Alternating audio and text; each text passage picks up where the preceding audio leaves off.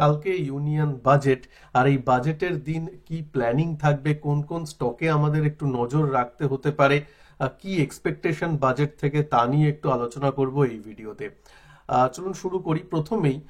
দেখতে পাচ্ছেন আজকের যে বাজারটা ছিল 24,500-তে বন্ধ হয়েছে।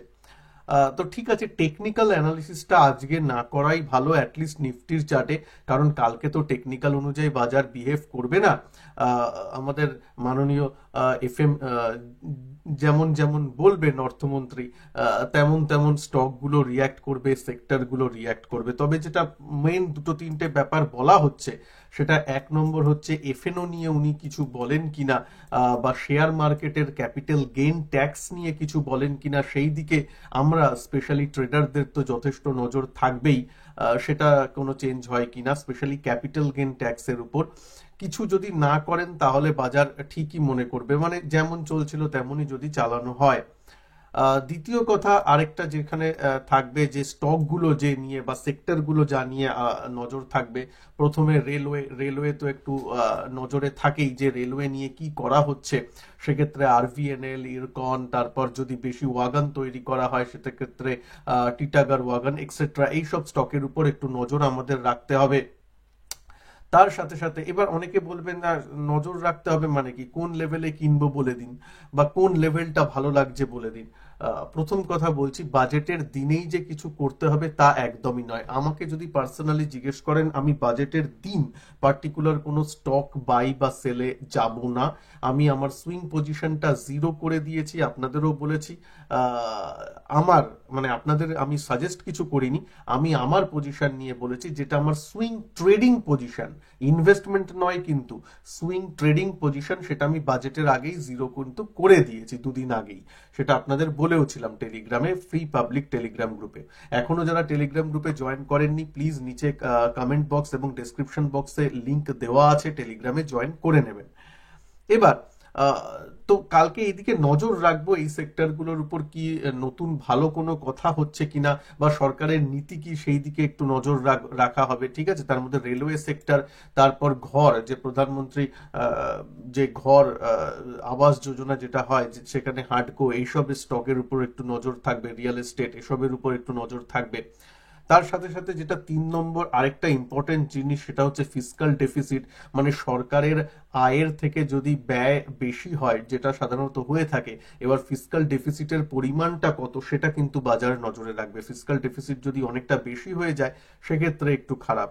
বেশি হলে অতটা খারাপ মানে মানে গেল গেল রব নয়। ধরুন আপনি ব্যয় বেশি করছেন, তার জন্য ফিসকাল ডেফিসিটটা বেশি হচ্ছে, ঠিক আছে। এবার ব্যয় করলে তো সেটা ইনফ্রাস্ট্রাকচারে ব্যয় হবে, ডিফেন্সে ব্যয় হবে, হেলথ, শিক্ষা, এসবে ব্যয় হবে। সেইগুলো যদি ভালো দিকে ব্যয় হয়, সেটা একটা ভালো দিক। কিন্তু যদি ভালো দিকে ব্যয় জিনিসটা হলো না, এদিকে ফিসকাল ডেফিসিটটা বেশি হয়ে গেল, সেক্ষেত্রে একটু খারাপ দিক হতে পারে। তবে দেখা যাক। আজকে আজকেও এফএম বলেছেন যে ফিসকাল ডেফিসিটটাকে ঠিকঠাক রাখার দিকেই ভারত সরকারের প্ল্যান। সুতরাং সেই দিকেও একটু নজর থাকবে। চিন্তা করবেন না, বাজেটের শেষে কালকে বাজেট কেমন হলো তা নিয়ে কিন্তু ডিটেলস আমার অ্যানালিসিস ইউটিউবে থাকবে, আপনারা অবশ্যই দেখবেন। এবং সেই ভিডিওটা দেখতে গেলে এই এই চ্যানেলটাকে সাবস্ক্রাইব করে বেল আইকনকে অবশ্যই প্রেস করে দেবেন, যাতে বাজেটের আপডেট আনলে তার নোটিফিকেশন আপনাদের কাছে চলে আসে এবং ভিডিওটা যাতে আপনার কাছে ইউটিউব পৌঁছে দেয়। এবার এবার আসি আরেকটা ব্যাপারে, আরেকটা কোন ব্যাপারে, সেটা হলো আহ, যে যেদিকে যেদিকে আরো কিছু কিছু দিকে নজর রাখবে। আরেকটা এটা এটা তো গেল একটু সেক্টরের উপর। আবার আরেকটা সেক্টর যেটা সব থেকে ফ্লেভারফুল, সেটার দিকে একটু নজর রাখা হবে, সেটা হচ্ছে পিএসইউ সেক্টর। পিএসইউর মধ্যেও যদি আমি ভাগ করি, তাহলে ডিফেন্স সেক্টরের ব্যাপার একটা থাকবে। সুতরাং সরকার ডিফেন্স সেক্টর নিয়ে কি করছে, ডিফেন্সে কি বরাদ্দটা আরো বাড়াচ্ছে আগের সময় থেকে, তার উপর নজর থাকবে। পিএসইউ ব্যাংকের নিয়ে কিছু বলছেন কিনা গভর্নমেন্ট, সে তার উপর একটু নজর থাকবে। সুতরাং ডিফেন্স, পিএসইউ, এগুলোর উপর একটু নজর রাখবো। সাথে সাথে শিপিং, ডিফেন্সের মানে ডিফেন্সের সাথে সাথে শিপিং ব্যাপারটাও অনেক ভালো চলছে। কোচিন শিপইয়ার্ড, মাঝগাঁও ডক, যদিও ওগুলো ডিফেন্সের ফ্লেভারও আছে। তো ওভারঅল এই ব্যাপারটার পিএসইউ সেক্টরের উপর কিন্তু আমাদের নজর থাকবে বাজেটে কি হতে চলেছে। এইবার এইবার আসি যে আরেকটা ট্রেডিং এর ব্যাপারে, তারপর আমি আসবো যে কোন স্টক স্পেসিফিক ব্যাপারে কি আমাদের কিছু ট্রেড করা উচিত, আর একটা ব্যাপার উইপ্রোতে আমাদের কিছু করা উচিত কিনা এই ব্যাপারটা নিয়ে আসবো। উইপ্রো আজকে অনেকটা ডাউন হয়েছে, কারণ সবকিছু অ্যানালিসিস করব।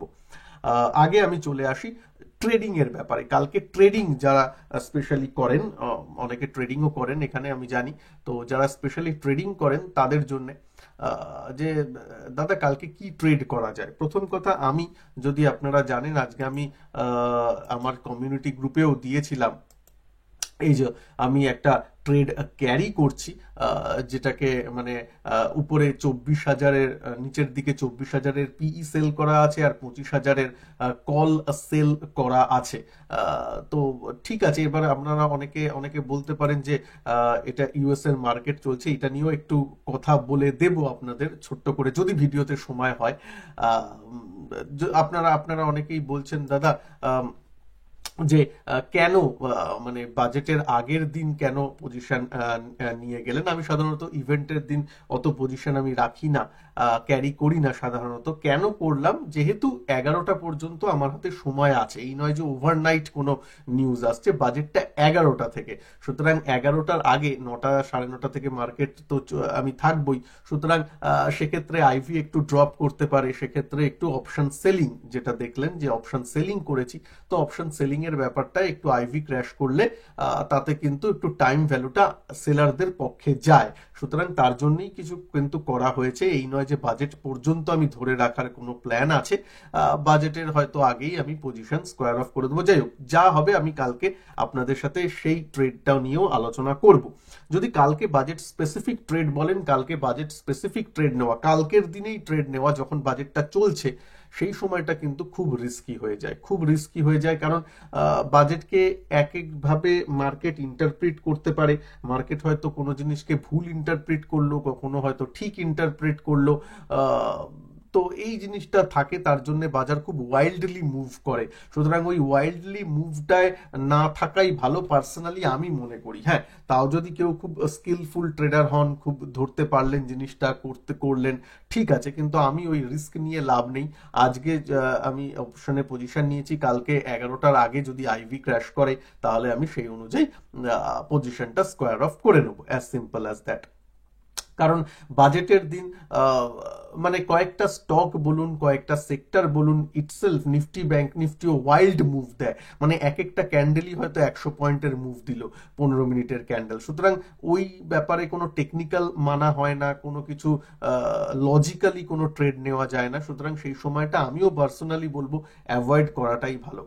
তো এবার অনেকের প্রশ্ন করবে, দাদা কালকেই কি যদি বাজার পড়ে একটু ইনভেস্ট করা যায় কি, এই প্রশ্নটাও আপনার থাকবে। আমার উত্তর হলো একটু দেখে নিন। কালকেই যদি বাজার যদি নেগেটিভ দিকে রিয়্যাক্ট হয়, কিছু একটা কারণে, ধরুন নেগেটিভ একটা রিয়াকশন এলো, আমি বলবো একদিন দেখে নিতে যে বাজেটের দিনেই তো বাজার পড়লে, বাজেটের দিনেই তো নেমে পড়ে বাজার করার কোনো দরকার নেই। কারণ বাজেট যদি সত্যি খারাপ হয় এবং তার জন্য যদি বাজার পড়ে, সেই পতনটা তো আরো 2-3 দিন থাকবে, নাকি ওই দিনই শেষ হয়ে যাবে, তা তো নয়। যদি সত্যিকারের বাজেট খারাপ হয় এবং তার জন্য পতন শুরু হয়, আরো কয়েকদিন থাকবে। সুতরাং সেই দিন নেমেই যে শপিং করতে হবে তার কোনো মানে নেই। বাজেটটা হয়ে যাক, বাজেটের ডিটেলস আসুক, একটু ভালোভাবে আমরা বুঝে নিই, তারপর নয় ডিসিশনটা নেওয়া যাবে, ঠিক আছে। আর বাজেটের উপরের দিকে উঠে গেলে তো কোনো অবস্থাই নেই, উপরের দিকে তাড়া করারও মানে হয় না। যেমন যেমন আমাদের ইনভেস্টমেন্ট গুলো আছে, সবারই আশা করি মিউচুয়াল ফান্ড নেওয়া আছে, এই আছে, সেগুলো তো তাহলে বাড়বেই, সেটা তো ভালোই দিক হবে। সুতরাং তাড়াহুড়ো করবেন না, বারবার বারণ করছি। আমি পার্সোনালি তাড়াহুড়ো করব না, আপনাদেরও সেই কথাটা বললাম। এবার আপনার টাকা, আপনার ডিসিশন, যা খুশি করবেন। তো যাই হোক, এবার আমি আসি উইপ্রোতে। উইপ্রোর ব্যাপারটা কি, আমি যদি আমার চ্যানেলে যারা ভিডিও দেখেন বা ফলো করেন, তারা যদি আমি এআই নিয়ে একটা ভিডিও কয়েকদিন আগে আমি করেছিলাম, জাস্ট এই 10 দিন আগে একটা এআই নিয়ে ভিডিও করেছিলাম, সেই ভিডিওটা প্লিজ দেখে নেবেন।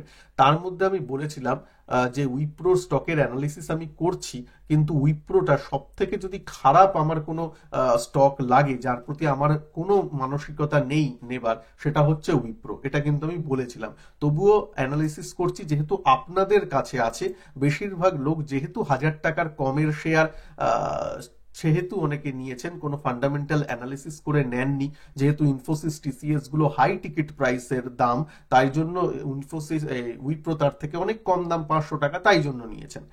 তো এইভাবে নিলে কিন্তু হয় না, বিজনেস দেখে নিতে হয়। কেন পড়েছে, রেজাল্ট এসেছিল জানেন আগের মানে আগের উইকে। তো রেজাল্ট কিন্তু যথেষ্ট খারাপ। রেভিনিউর যে দেখুন, রেজাল্ট খারাপ হলেও ঠিক আছে, হয়ে যেত হয়তো, কিন্তু নেক্সট যে গাইডেন্স কোম্পানি দিচ্ছে, গাইডেন্সটা খুব বাজে দিয়েছে। গাইডেন্স তারা দিচ্ছে যে নেগেটিভ, +1 থেকে -1 এরকম রেভিনিউ গাইডেন্স, মানে মাইনাস হতে পারে, কন্ট্রাকশন, গ্রোথ তো দূরের কথা, গ্রোথ না হয়ে বরং কন্ট্রাকশন হলেও হতে পারে, এরকম মনে করছে। তো কন্ট্রাকশন যদি হয়, ডিগ্রোথ যদি হয়, তাহলে তো শেয়ার প্রাইসও নিচের দিকে রিয়্যাক্ট করবে নেগেটিভলি, সেটাই হয়েছে। হ্যাঁ, আরো কি নিচের দিকে যেতে পারে? দেখুন, নিচের দিকে এতটা জায়গা তো খোলা আছে, 470-এর জায়গাটা, তারপর একদম ফাইনাল তো 436 এই জায়গাটা। তো যাই হোক, নিচের দিকে এই ব্যাপার। রেজাল্টটা কিন্তু খারাপ হয়েছে। যদি ফান্ডামেন্টাল মেনে কেউ ডিসিশন নেন, তাহলে ডিসিশন নেবেন, রেজাল্টটা দেখে নেবেন। রেজাল্টটা খারাপ হয়েছে এবং ম্যানেজমেন্টের গাইডেন্সটাও কিন্তু যথেষ্ট খারাপ, কম্পারেটিভলি বলছি। কম্পারেটিভলি টিসিএস ইনফোসিস যা গাইডেন্স দিয়েছে বা যা রেজাল্ট হয়েছে, তার থেকে উইপ্রো রেজাল্ট যথেষ্ট খারাপ। এবার নিজেই ডিসিশন, দেখুন ডিসিশনটা আপনাকেই নিতে হবে যে থাকবেন কি থাকবেন না। নিজেকে অ্যানালিসিস করবেন, অ্যানালিসিস করে আপনি ডিসিশন নেবেন। আমি কিছু লেভেলও এখানে বলে দিলাম, প্লাস ফান্ডামেন্টাল কি হচ্ছে সেটাও আপনাকে ছোট্ট করে বলে দিলাম।